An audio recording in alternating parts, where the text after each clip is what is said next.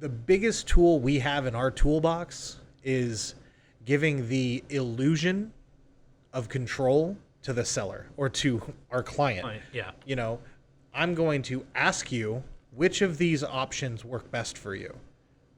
You feel empowered because you're making a decision, but you're choosing from the options I'm providing you. Yeah.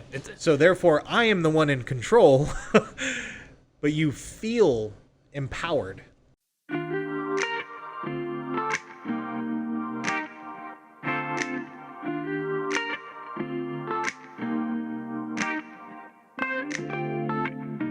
Hello, everyone, and welcome to the Whissel Way Podcast. My name is Thomas Conyers. I don't know what my official title is here, so I'm just going to say The man, the myth, and the legend. Producer, awesome dude, normally behind the camera, and I am joined by... Mike Proctor. I am a realtor here on the Whissel Realty Group. Yeah, Mike has a long resume. He could boast, but he's being very modest. But yeah, so thank you for listening to the Whissel Way Podcast. This is a podcast where we like to give you tips, tricks on how to crush it in your business. And if you have, and instead of like just answering random questions, we like to answer your questions. You can submit a question if you go to thewhisselway.com and submit a question there, and we'll get it on here. And Kyle, Bryan, or myself will answer it.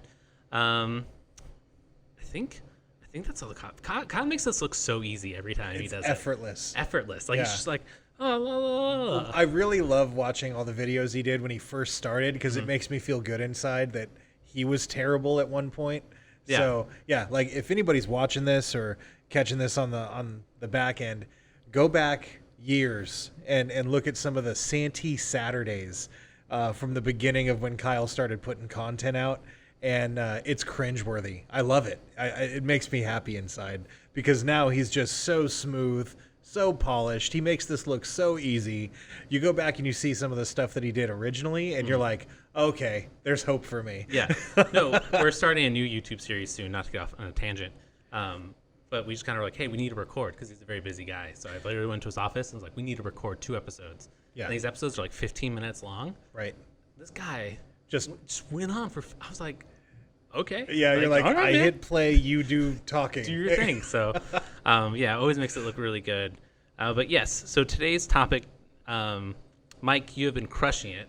I see every Tuesday meeting, your name is up there with most pending, most GCI is what it's called, right? Yeah. I'm not a realtor, and I'm media, so it's gonna Thomas be... is like, you have acronyms next to your name, Yeah, and people clap at you. I'm the guy that joined when people were talking about farming. I was like, what You're do like, crops have to do with real estate? Like, why are you farming? Why are people farming? So that was me when I first started. Yeah. But one of the things that I know as to get these listings right, you gotta crush it in your listing appointments. And I would say we're friends outside of work. 100%. Always super personable. So I'm sure you bring that into your listing presentations and all that stuff. But I just wanted you to kind of, I know I'm not setting you up very well. I ramble. Like, how am I doing well with listings? Mike, how you do good with listings. But yeah. What are some tips and tricks that you can give to maybe people that are just starting out, or maybe people that have been in the industry for a while that are maybe struggling to get, let's do it in like 3 parts. Struggling to get the yes on the phone, right? To actually set up the... set the listing appointment? Correct. Okay.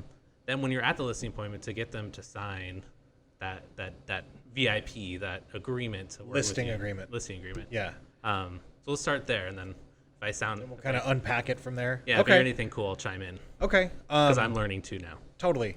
Well, there's a lot to unpack there. I know. So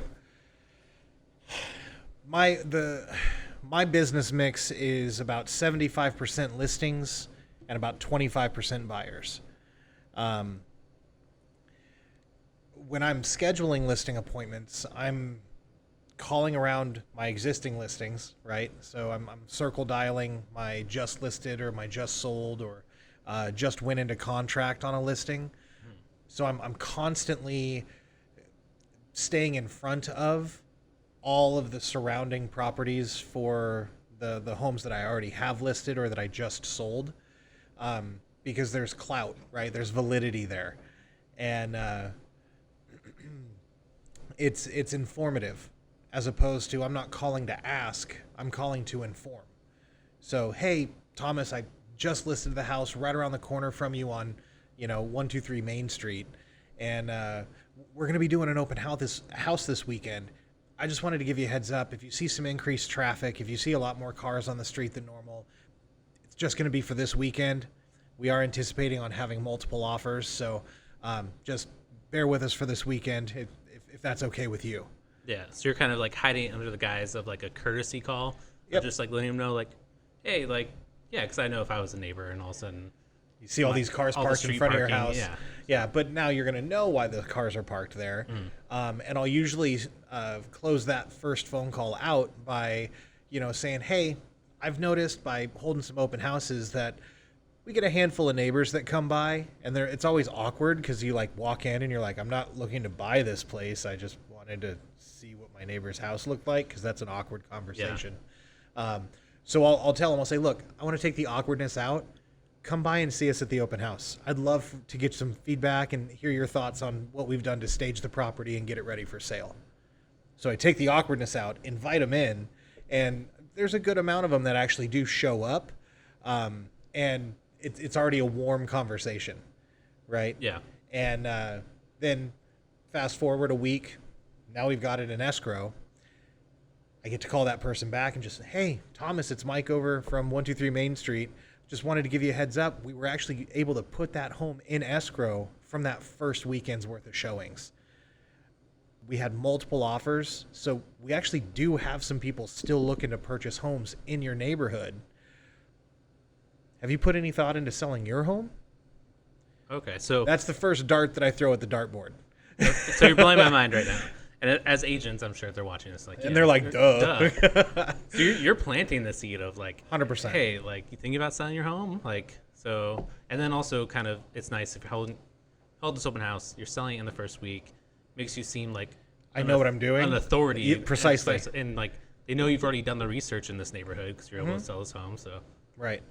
I see Yeah. what you're doing. You picking here. up what I'm putting down? Yeah. And 99% of the time, that person says, nope, not looking to sell my house. I'm like, okay, cool, no worries. Just wanted to give you a heads up. Shouldn't have any more weird cars sitting in front of your house. And if you do, call the cops, not me. Right. And, it's casual conversation. Fast forward 3 or 4 weeks, now we close escrow. I make that same phone call, and I'm like, Thomas, it's Mike Proctor. Do you remember me? Did you miss me? Right? Just want to give you a heads up. Now that we've closed escrow on 123 Main Street, I can share with you. Take a guess at what we actually sold that house for. And they're going to throw a number out if they're willing to engage in a conversation. Right. They're going to throw a number out, and it's usually much lower than what we were able to sell it for. And I'm like, we were able to get that thing sold for this amount of money.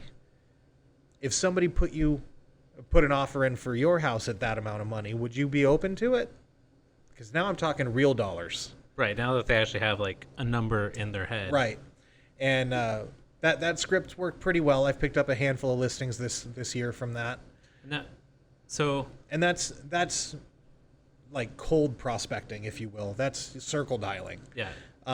There's a whole different strategy for like marketing to your sphere, your friends and your family, your past clients. There's different.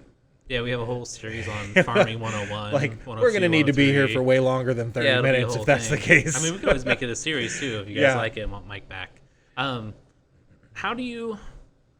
Or if you have a listing you'd like to refer to me. I mean, there you go. So I always look at I always try to come into when I look at agent stuff as like the consumer.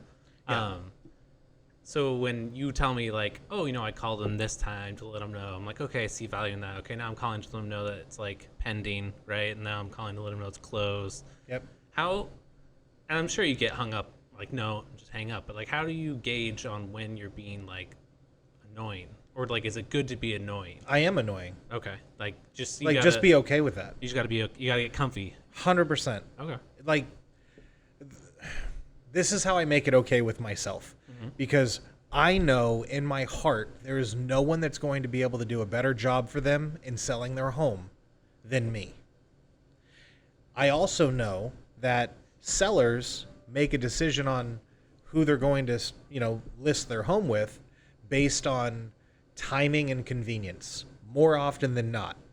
It's their roommate from college's best friend, and their roommate from college is like, oh, you're looking to sell your house? You should do your listing with, this guy over here because he's my best friend.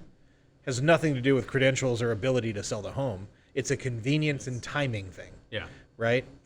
And that's how a lot of people will get a listing. They'll make a phone call, they'll door knock, they'll know a friend that knows somebody, and it comes up in conversation. The seller's like, yeah, we're looking to maybe sell our house. And they're like, oh, you should talk to so-and-so. It's convenience and timing. So I want to be the person that is pushing the issue, right? Because I want to be that person.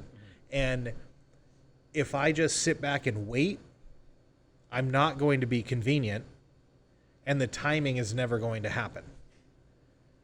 If I don't make that phone call, then I know a lesser agent is going to get that listing. They're going to provide subpar service to that seller, and they're not going to get them the terms or the price that they deserve. So my solace for being annoying is I know that me making that phone call, me bugging them, if you will, is worth it, because when they say yes to me, they are going to get my level of service. You with me on that? Yeah, it makes sense. Yeah? Okay. Yeah. So you hear that? You just got to do that, right? Yeah. Get out there and make the calls. Honestly, man, like so often I everybody experiences it, You don't want to be that pain in the ass. You don't want to be that guy that's bugging people, or, the robocall that everybody hates. But that's the thing, is like, I'm not calling going, hey, I've been trying to contact you about your extended warranty, right? I'm calling you like, hey, I'm having an open house. I've got mimosas, I've got beer, I've got pizza, I've got chicken wings. Come hang out, have a drink, and there's going to be a bunch of cars on the street because I'm selling your neighbor's house. And then I'm going to talk to you again and be like, hey, can I sell your house? It's not the spam call, right? Yeah. Because I'm being me. I'm not like reading off a script. Now, granted, what I just said to you, how I make my calls, it's scripted, but I do it often enough, and I do it organically. So it's me talking.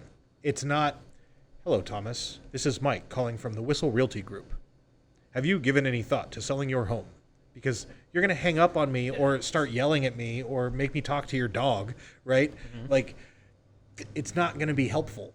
Right. You got to be personable. You have to be you. Yeah. And that's the biggest advice I could give anybody is if you're making phone calls and you're trying to connect with people, you cannot connect with people if you're disingenuous.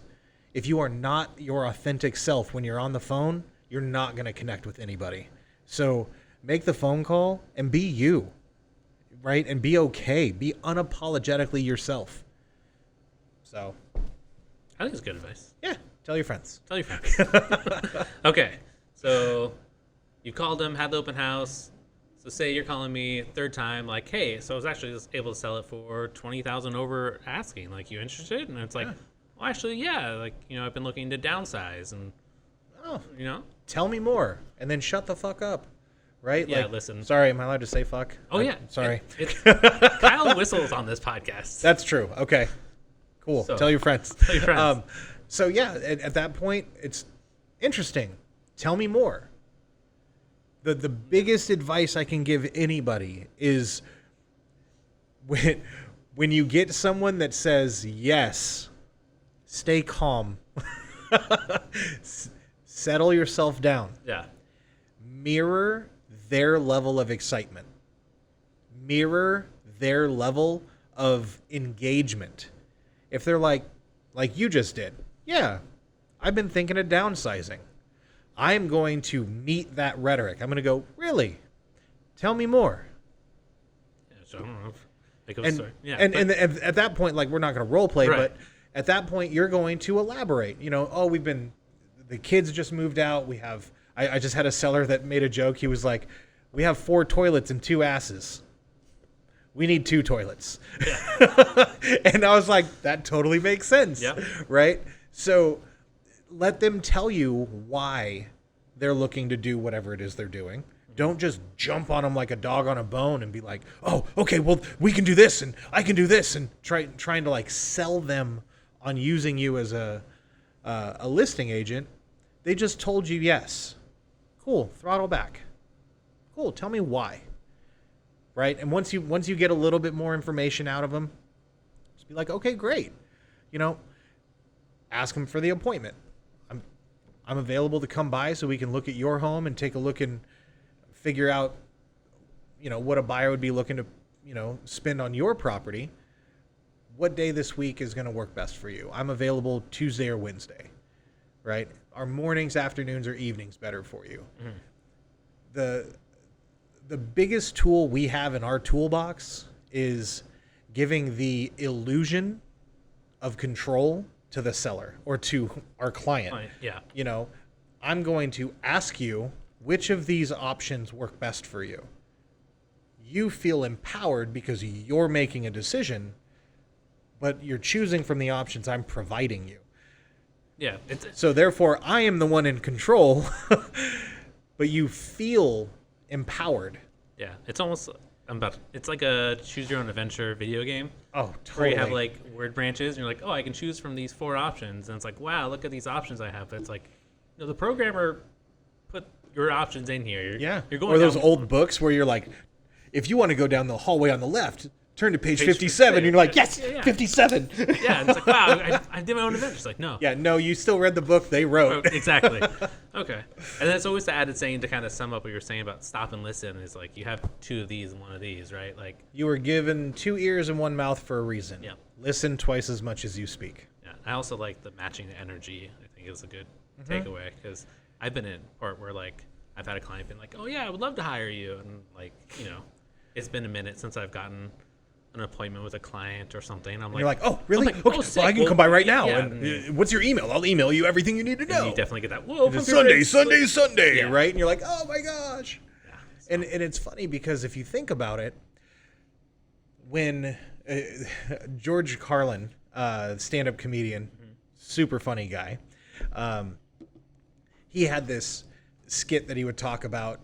Have you ever noticed that you drive the perfect speed on the freeway? Everyone else is an idiot or an asshole.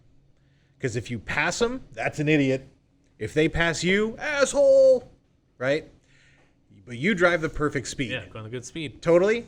So in communicating, it's no different. But the difference between driving and that skit of idiots and assholes and in communication, if I talk way faster than you, you're going to have the perception that I'm trying to pull something over on you. I'm that slick willy salesperson trying to talk fast and get you to do something that you don't want to do. Mm-hmm. Think about like going to a carnival and the people that are at the games, like throwing the darts and the baseballs and the... Can't go there. Can't go there. What are you talking about? Went on a first date with a girl to a carnival. Okay. And I got swindled out of $275. And I'll bet you money that whomever it was like, oh, three for the price of 1 and 14 for the price of 7 and da-da-da-da-da. And they were just talking so fast. Yes. That is an innate feeling that when someone talks faster than you, you are immediately going to think they're trying to get something over on you. Yeah. Conversely, if I talk much slower than you, you're probably going to think I'm not very smart. Right? Yeah.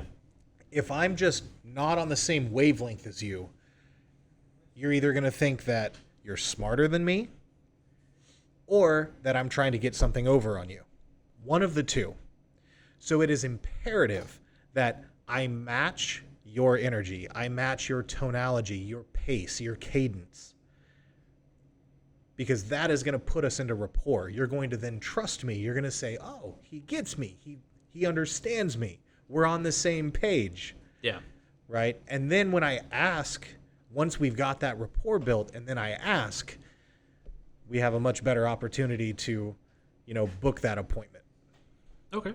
So now we built a rapport. Yep. I've said yes. I'm like, oh yeah, come by Thursday. I'm home around 6. You show up. I guess. What are you bringing? How are you dressed? You showing up on time? Showing up early? Okay. Never late, right? Yeah, never late. And then maybe a little bit more of like, we're sitting down. What are some key tips you use in the presentation? Again, like you're saying, mirroring probably comes into play. Yeah. So there's like 7 questions. Okay, right yeah, there. I know. Give me your. Always dress professionally. Never Right. wear jeans.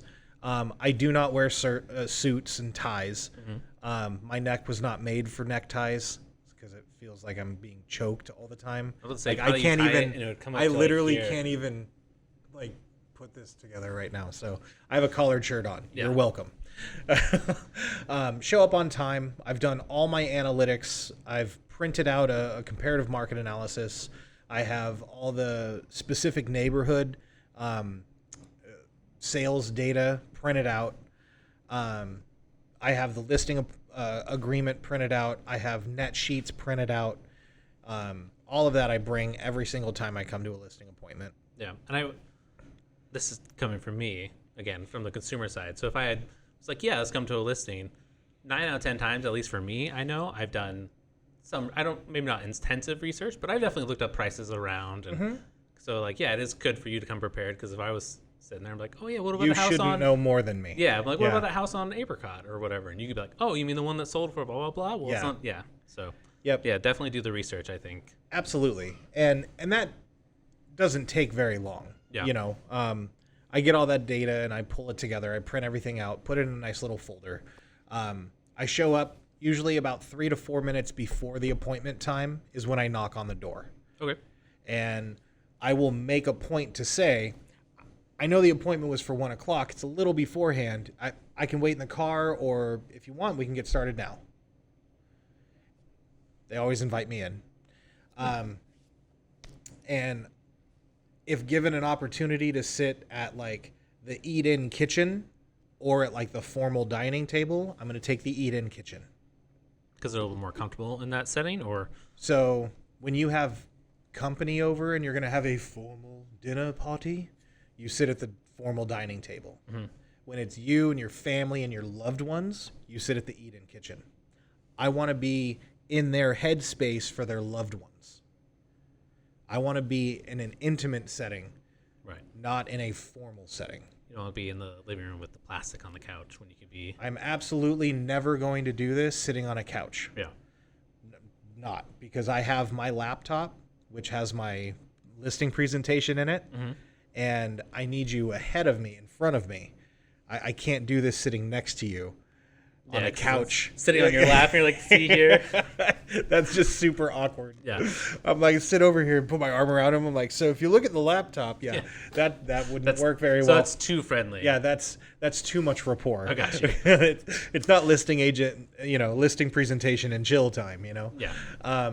So we sit at the table, and what I'll do is I'll ask if I can set my bag down at the table, and then if they don't mind, I'd like to take a look around the property. And I ask them specifically not to tour me. Okay. I would like to look at the house through the eyes of a buyer, and if you walk me around and show me all the stuff that you're proud of, it's going to not allow me to see the areas or see the home in a light that a buyer's going to see it in, without you saying, oh, this is where little Johnny grew up, and you can see the little tick marks on the wall, and this is the door frame I put in, and I don't want stories. Yeah. I just want to see the house. Yeah. You want to see the brass tacks. Yep. So I walk through the property, and as I do so, I'm going to point things out to them that I see, and I'll tell them, I'll say, look, I'm going to try to poke holes in the house. I'm literally going to look for areas that buyers are going to be concerned with. As I find them, I'm going to ask, is that okay? Yep, no problem. Cool. And I'll just walk through, look for stains in the ceiling. Like, oh, how long has that been there? And it's awkward. Yeah. Because you're walking through somebody's house and you're just pointing out the the flaws. bad stuff, right? Conversely, I'm going to point out things like, oh, this is a beautiful room. I love all the natural light that comes in here, right? Whatever. Get back to the dinner table. And at that point, it's, okay, there's a couple different things we can go over, right? I did do a bunch of analytics, and I've got all the comparable sales data and the neighborhood sales data, and then, the net sheets and the listing agreement. If you want to go over that first, we can. Or I can go over the marketing material that we use to sell your home, which is most important to you. Okay. Yeah, so then you kind of leave it up to them. I'm going to do both. Oh, you're going to do both regardless. 100%. Oh, okay. Yeah, but it's again, I've got this and this. Which did you want to go over first? Yeah. Okay. 100% of the time, they want to go over the numbers. Yeah, because that's what's going to go in their pocket, right? Right. And that's fine because I've already kind of planted the seed that I have the marketing material here, because the marketing material is my PowerPoint slideshow, their listing presentation. So we go over the comparable market analysis. I explain to them how I come to those numbers and how I found those properties that best suit ours, right? I go over the neighborhood analytics. And the whole time it's Q&A. It's conversational. It's not just this dissertation monologue of me telling them everything, right? Yeah, comes back to the... Have you seen this property? As we look through the photos, like, how would you compare this home to your home? If you were a buyer, would you say this is comparable? Would you say this is less desirable? Would you say this home is more desirable? I'm trying to help them identify the price that their home should be at. Okay, yeah, because I know I hit you with a lot of questions before we got into this, but that was going to be one of my main points before we got done was I know a lot of sellers will come in and be like, oh, I know everything around here sells for $670, but we want to ask for $900. Like, Absolutely. So like, this would be a good opportunity when you're kind of going through with them. Like, hey, so this house, you're and that's all done through questions, because if I tell them something, we can argue about it. Make sense? Yeah. Because it's my opinion, it's my thought. right. Right? Therefore, they can have a separate thought and a different opinion, and we're going to argue about it. And even if I win the argument, I'm going to lose the listing. Right? Right. My job is not to come in here and combat you and get the listing. I want to educate you. Right? So as we go through the CMA, I'm going to be saying things and asking things like, so as a buyer, where do you think buyers come up with the price they're willing to spend on homes? From the homes in the neighborhood that are similar, right? Right. The ones that have recently sold that have similar square footage, similar property size, similar amenities, right? Yeah. Okay, perfect. And that's what I have here in the CMA.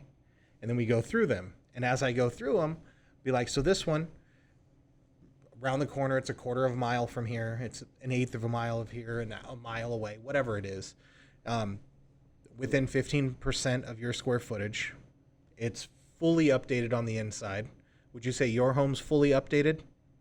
Be like, oh, bathroom. And they're going to be honest. Yeah. They're going to say, because this is the part that it's just fact. Right. Like, Do you have hard flooring throughout your house? No. Okay. you have an updated kitchen? Do you have an updated kitchen? No. No. Do you have updated bathrooms to match your updated kitchen? No. Do you have popcorn on the ceiling? Yes. Do you have a ceiling fan in each room? No.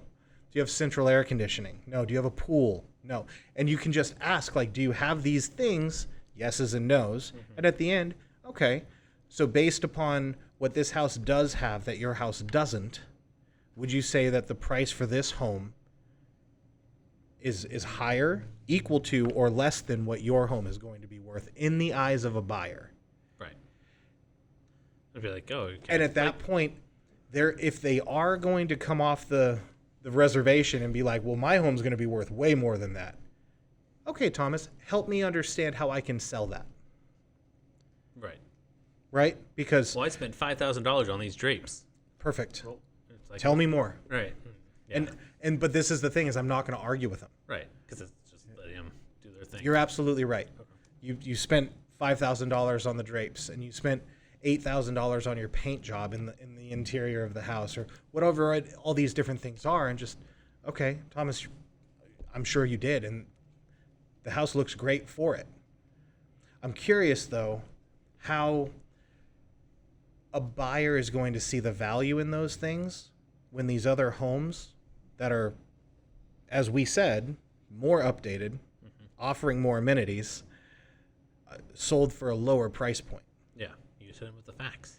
Because when it comes down to it, the buyers are only going to be willing to spend what the other homes in the neighborhood have sold for, right? So what it really boils down to is whether or not you're willing to keep your home for a higher dollar amount or sell your home for what a buyer's willing to spend on it. Right? Yeah. Because what it sounds like is you're willing to offer that dollar amount for your home. And if that's the case, then you win. You get to keep it. Yeah, you get to keep your home for... Yeah. Right? Or if you're willing to sell it, let's find out what a buyer's willing to offer for it. You with me? I'm with you. Yeah. I mean, it's good. 100% had that objection quite a few times. Yeah, I assume a bunch of you guys out there probably have had it a bunch of times. So. Yeah. Okay. And that's the big objection overcome, because I tell them, I'm like, well, it sounds like you're willing to offer that amount to buy your home. And they're like, well, I don't want to buy my home. Right. But what we need to do is find out what a buyer's willing to spend on your home. Right. Like, I'll do good and dandy, but you know, it's not what you're going to spend. It's what they want to spend. Exactly. Okay. So I think it's a pretty good objecting handler. I feel like that's probably one you're going to hit most common in these. So like, it's not most common. But it's up there. Yeah. It's not abnormal. Okay. Because people want to get their money out of their home, and they see what they've done to their home. They have history there, right? Totally. They got that pride of ownership, sentimental value. After the listing, you got it signed or you didn't. What does a follow up look like, real quick here, and then we'll wrap it up with our Whissel widget. Do you follow up for like not getting the listing? If you did not get the listing, do you normally follow up with them? Like, oh, absolutely. Okay. I'm still annoying. Okay, because you're still dripping on them, right? You're still inviting them to events or still doing stuff like that. And it's going to be specific as to why I didn't get the listing. Mm-hmm.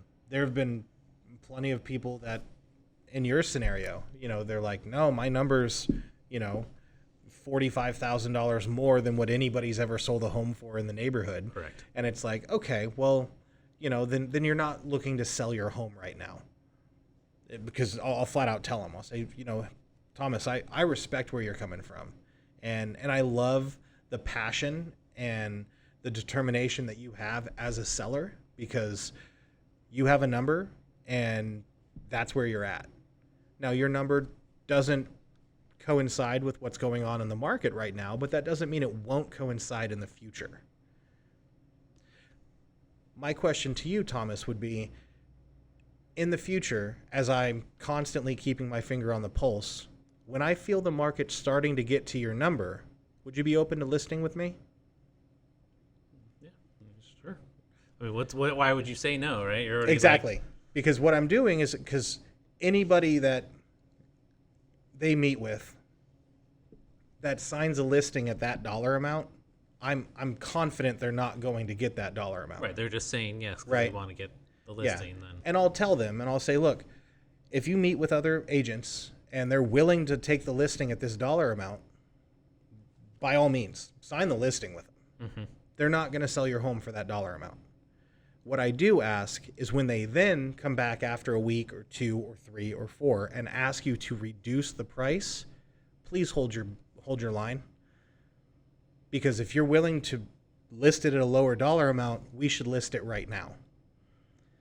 Because that's the number it's going to sell at. Right. Right? But if you're not willing to reduce that, then hold your guns, right?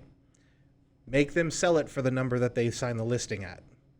And when they can't, that's fine. Tell them to kick rocks. But then when the market comes up to where it's going to be at or really close to the number you want, that's when I would like to earn your business. Right. And like through that whole time, you're being personable. You're not Oh, yeah. And you're straightforward with them, right? Exactly. And then you asked about follow-up. So in that scenario, I will follow up with a video at least once a month with a current market update, right? And with those sellers in particular, the market update is going to be directed specifically to them. So it's not going to be like, hey, everybody, here's my market update. It's literally going to be, Thomas, hey, I told you I'd keep in contact, and I'm going to keep a finger on the pulse for you. So here's your market update for the month of October. Right. Making it personal. In your neighborhood, this is what I'm seeing. This is the trending. This is where we're at. And your home, we're still looking about $25,000, $40,000 below what you're looking for. So I'm keeping an eye on it for you. Just want you to know I'm still your guy. Yeah, keeping that top of mind. You see what I'm saying? And that way it's personal. He's like, oh, they know my number. They're fighting for what I want. It's not about what they want. It's not on their timeline. So I've had pretty good success with that. Yeah, I would say so. You're crushing it this year, dude. I'm doing all right.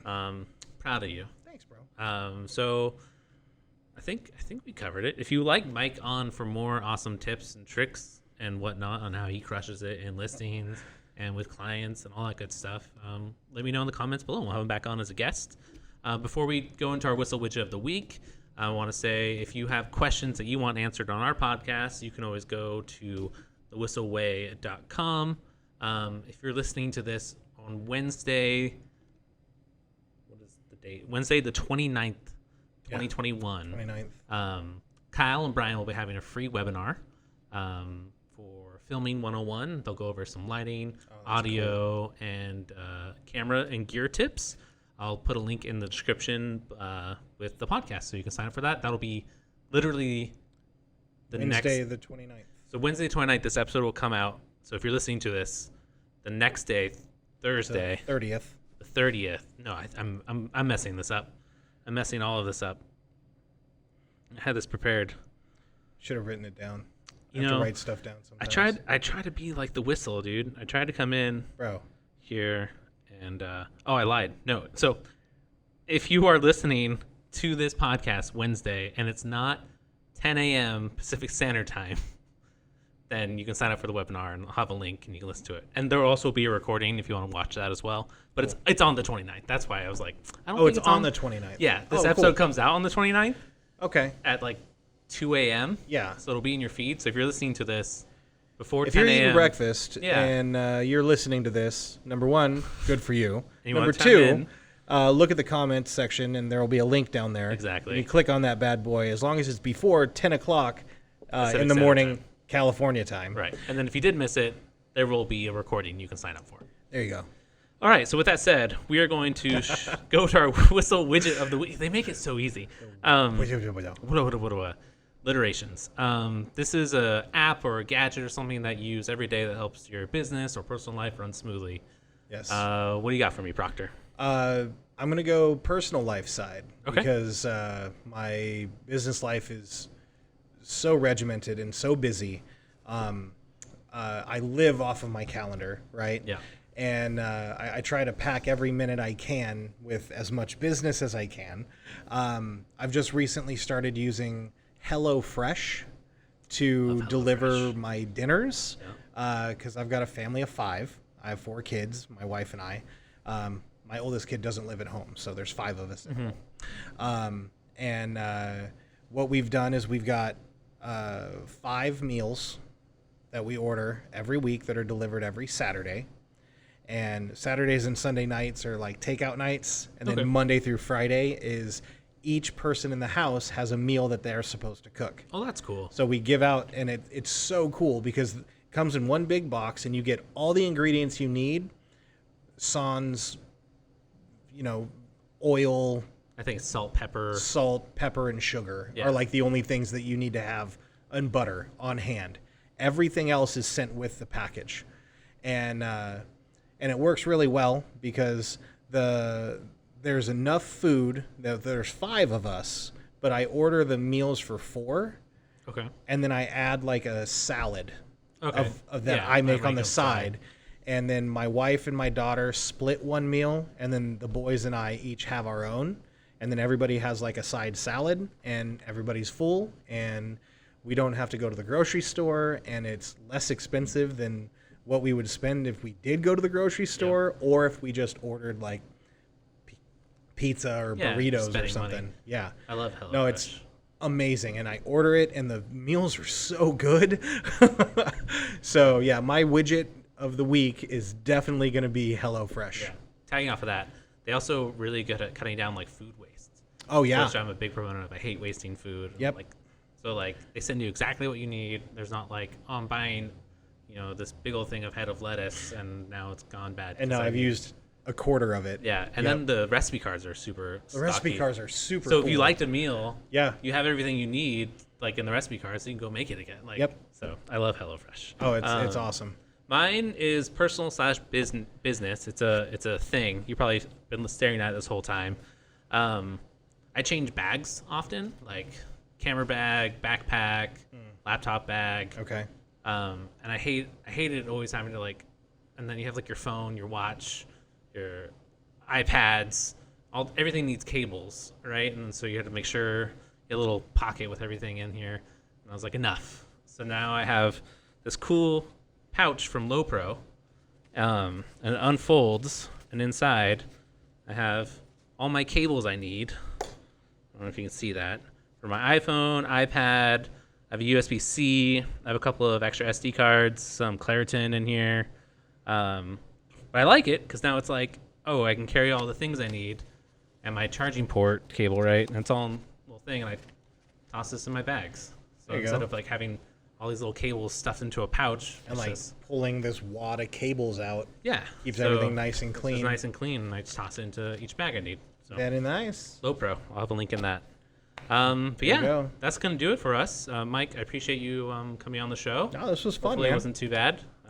Hopefully I gave you guys some value, and will my contact information be? Yeah, I'll put all your info and everything Okay. in the link. Yeah, so if you guys have any specific questions or want to just call and hang out, give me a call. Yeah, like I said, I'll have them back on if you guys liked them. All right, Perfect. thank you guys. Thanks, y'all. See you next week. Wait. Before you leave, I want to share some more tips and tricks that we're using in our business to take it to that next level. Just click right here. And don't forget to subscribe. Click right here.